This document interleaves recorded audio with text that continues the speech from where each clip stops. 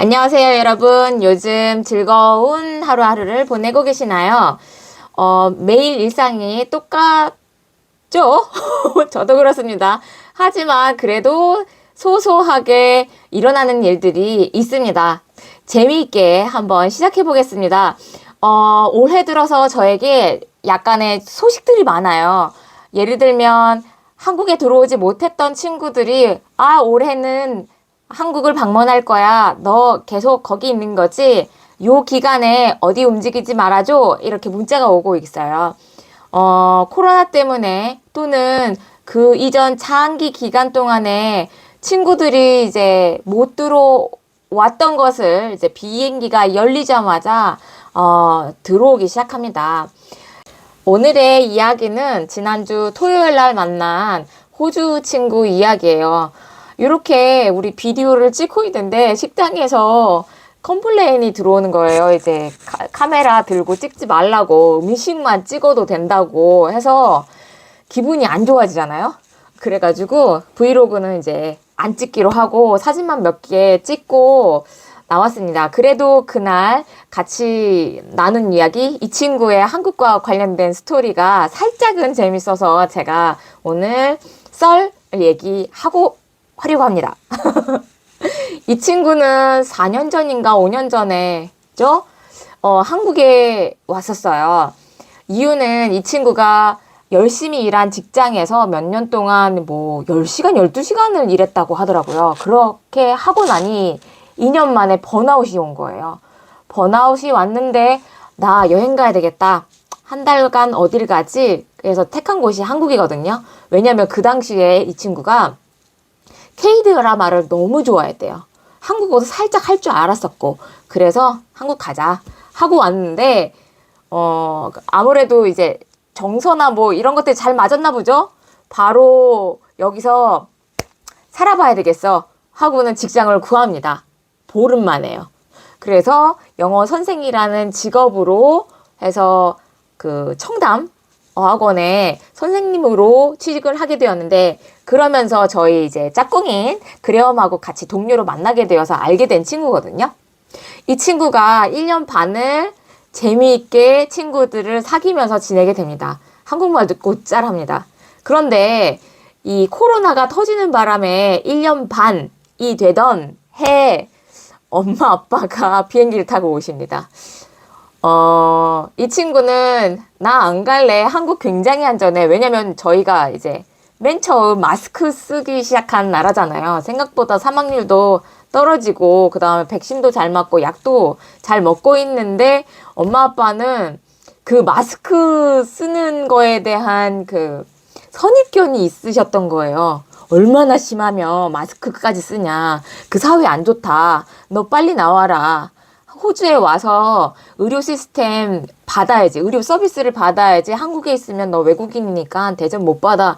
이래가지고 비행기를 타고 오셔서 끌고 가십니다. 아무래도 자기가 계획했던 거랑 너무 다르니까 아쉬움이 많았었죠. 그래서 이 친구가 그래, 내가 돈을 모으자마자 한국에 가서 여행을 할래. 그래서 직장을 다니는데요. 직장 다니면은 그거 아시잖아요. 길게 이제 여행을 못 한다는 거. 이 친구는 또 한 달, 두 달의 계획을 세웁니다. 그러니까 직장 하나를 때려치고 더 좋은 직장 가는 그 틈에 한국을 지금 왔거든요.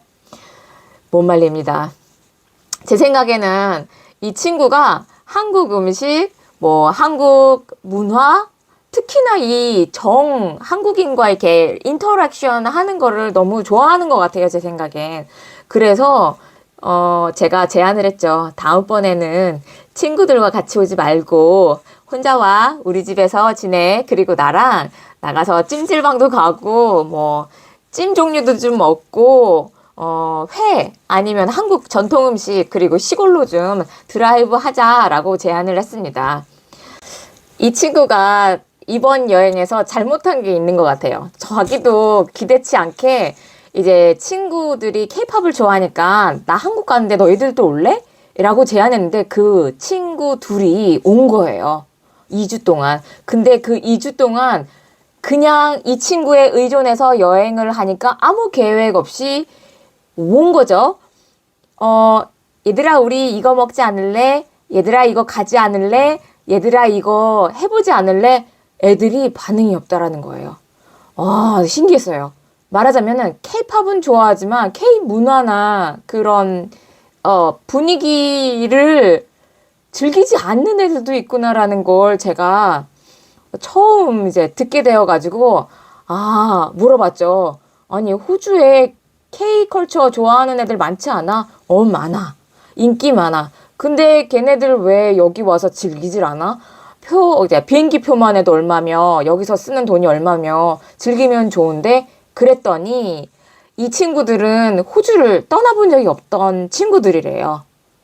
제 생각에는, 이 중국이나 미국, 이 호주도 그런가?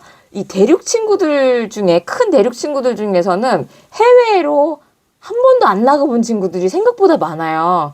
우리는 땅은 좁은데 이제 해외 경험이 한 번이라도 있으신 분들 엄청 많잖아요. 조금 다른 것 같습니다. 이제 대륙의 기질이라는 거는.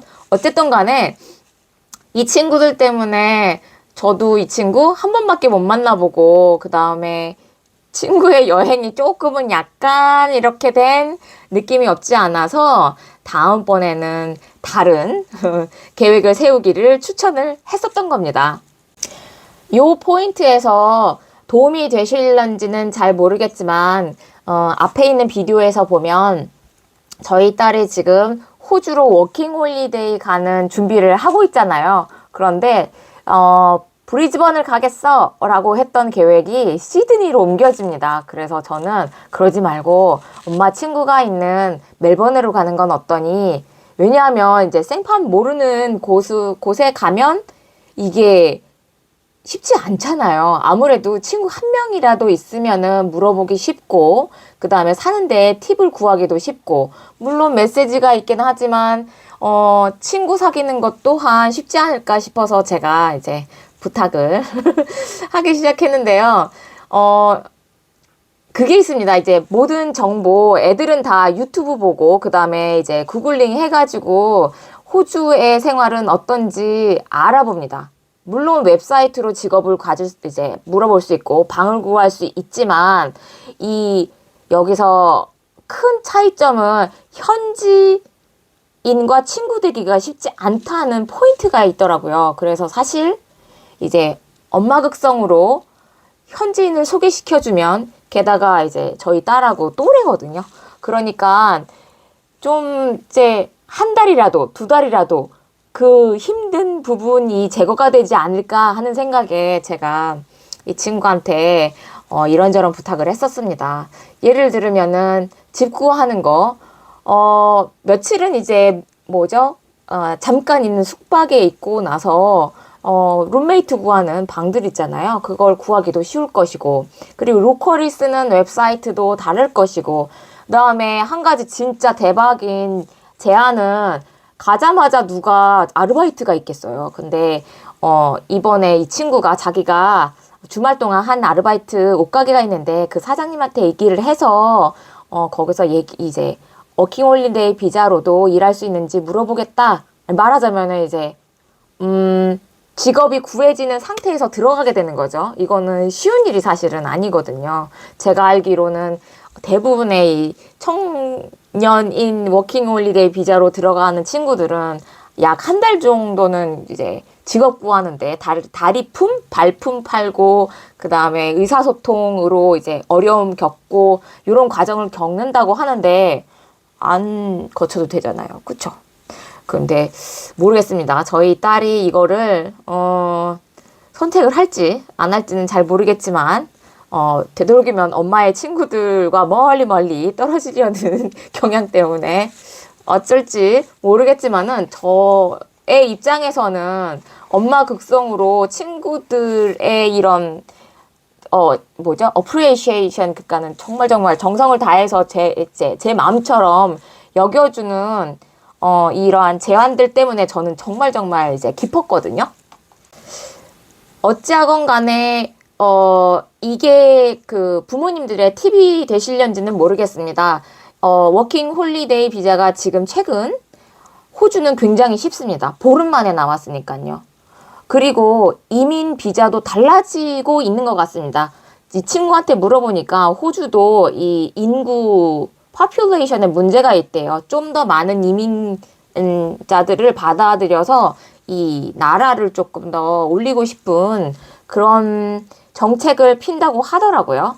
그리고 멜버른 출신이잖아요. 이 친구도 아시아계거든요. 엄마 아빠가 이제 필리핀에서 온 이민 1세대예요. 이 친구는 여기서 이제 낳고 자랐지만 자기의 친구들 또한 다 이민 2세라고 하더라고요. 그러니까 엄마 아빠들이 이민을 와서 정착을 해서 각 이제 나라 내셔널리티가 국적들이 다 다른 거죠. 그렇게 해서 정착한 곳이라 사실상 멜버른은 생각보다 아시아계 비율이 높아서 다양한 케이스들을 만날 수 있다라고 하더라고요.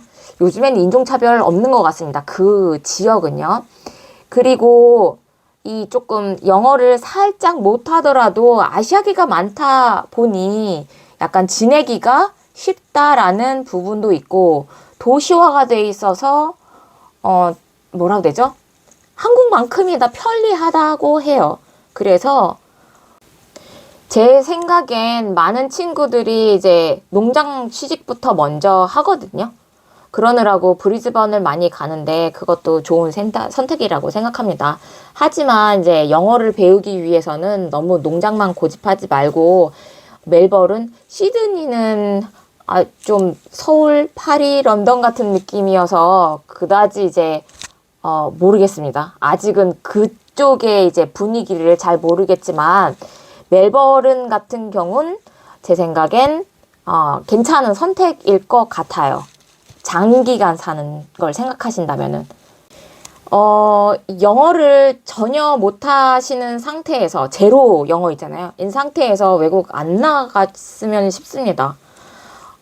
용기 있게 나가실 수도 있는데 일단 이 친구의 말에 의하면 자기도 거기 현지에서 멜버른에서 한국인 친구들을 많이 사귀었는데 다 정착 못하고 실패하고 나갔다고 하더라고요.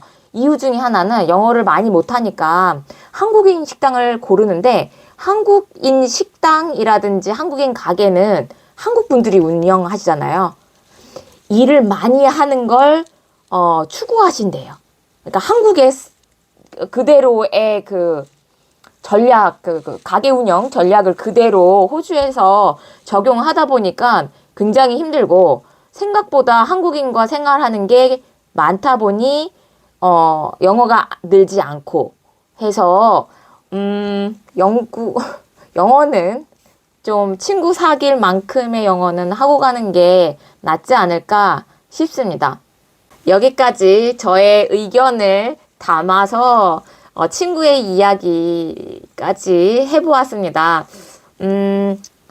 재밌는 스토리들이 많습니다. 제가 이제 그 친구들한테 직접 들으면 재밌겠지만 가끔 이렇게 썰을 풀 수밖에 없는 상황이 와서 그리고 언젠간 저희 딸이 이제 호주를 가면 아무래도 저의 극성상 돈을 얼른 모아서 비행기 끊고 가지 않을까 하는 생각이 듭니다. 네, 그때는 좀 많이 봐주세요. 오늘 하루도 즐거운 하루 되십시오. 우와, 끝까지 보신 건가요? 훌륭하십니다. 좋아요 꾹과 함께 다음 비디오에서 뵙겠습니다.